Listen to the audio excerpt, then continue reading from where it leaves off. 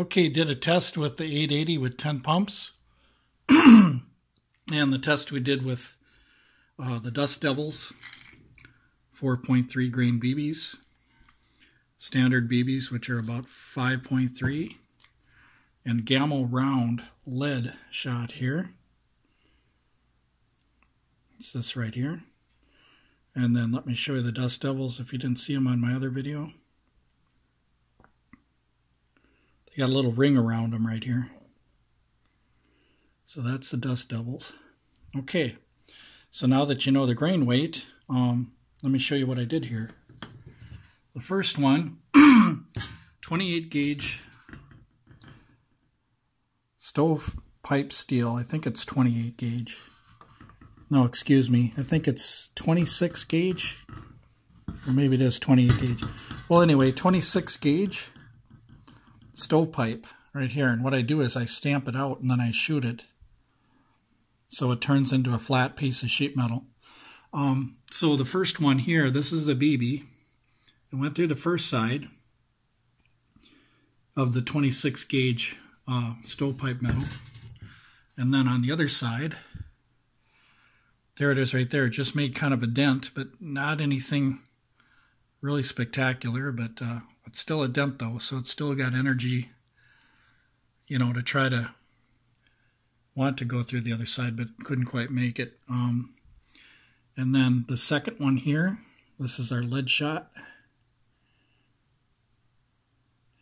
And it made a pretty big dimple, as you can see right here.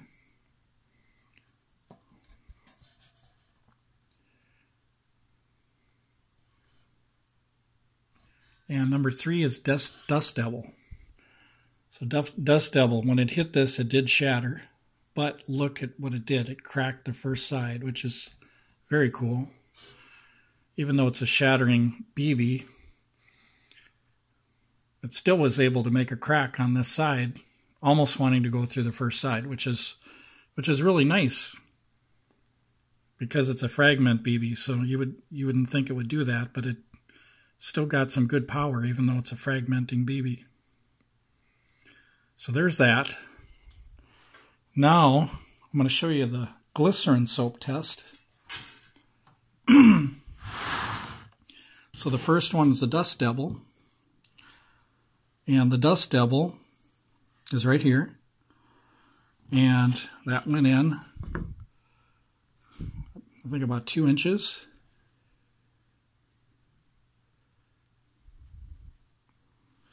So that went in about 2 inches. The BB, which is right there, went in about 2 1/4.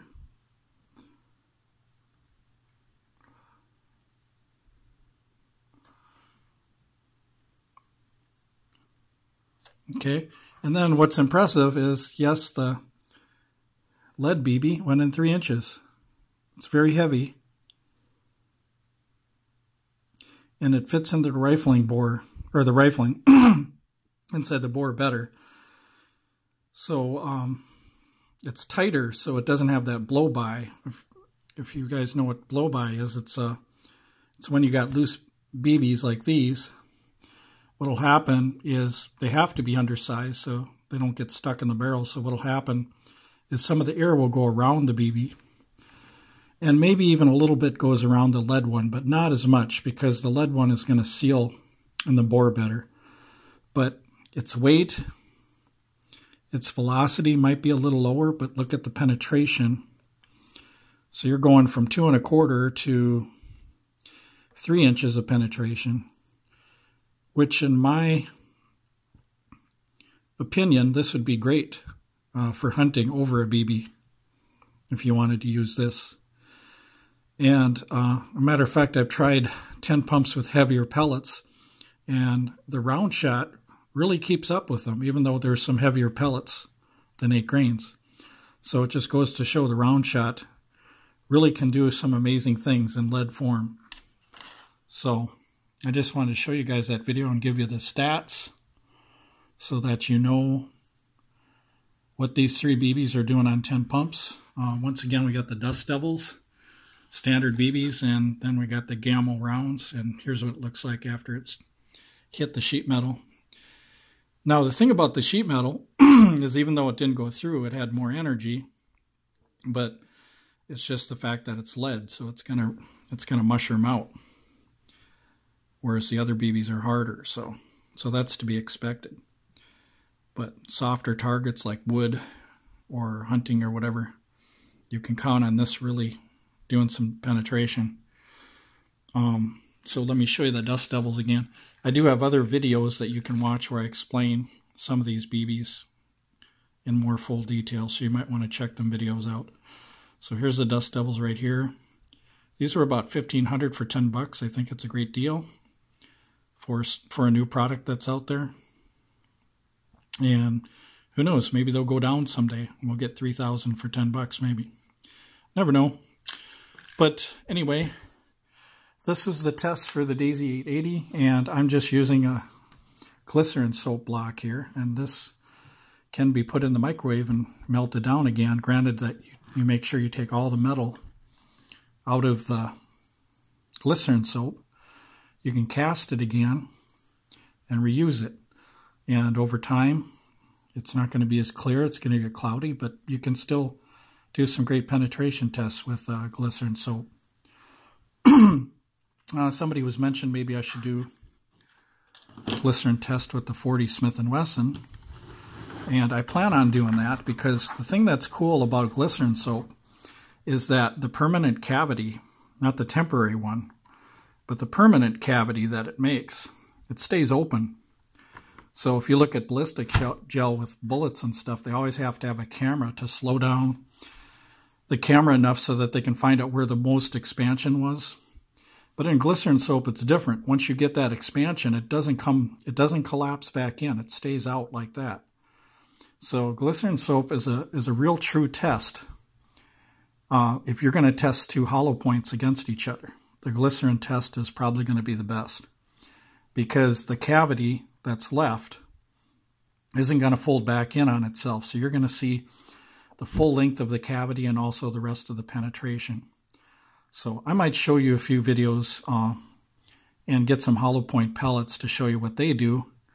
And then if I can buy enough of these, I think this was $5 or $10. If I can buy enough of these, I'm going to go for it and cast a big block about this big and a little bit deeper, and I'm going to fire some 40 Smith & Wesson into it, different kinds of hollow points. So I've got to save up for that. Once I get the block, I'm good, because even if the block gets cloudy, I can always cut it in half, spread it open, and show the expansion and stuff like that.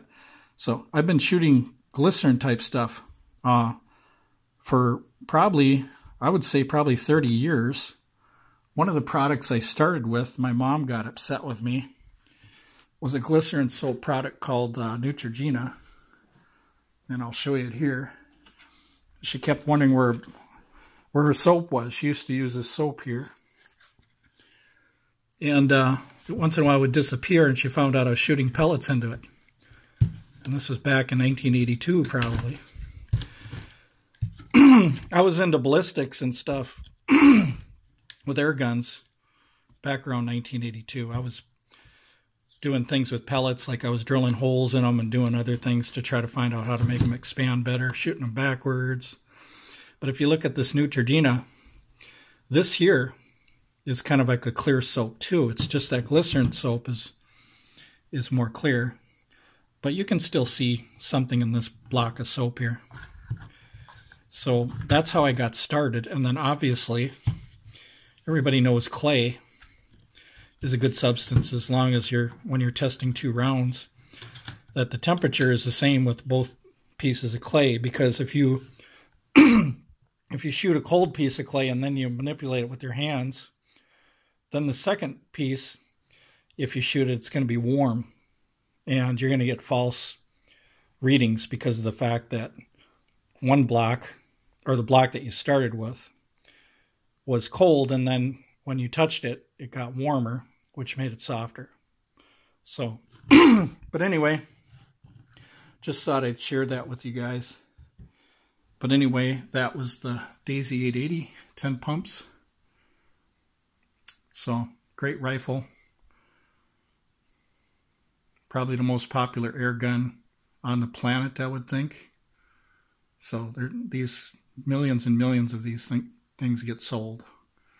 So it's probably a good first air gun for anybody, I would think. At least in my opinion. But anyway, thank you very much for watching, you guys.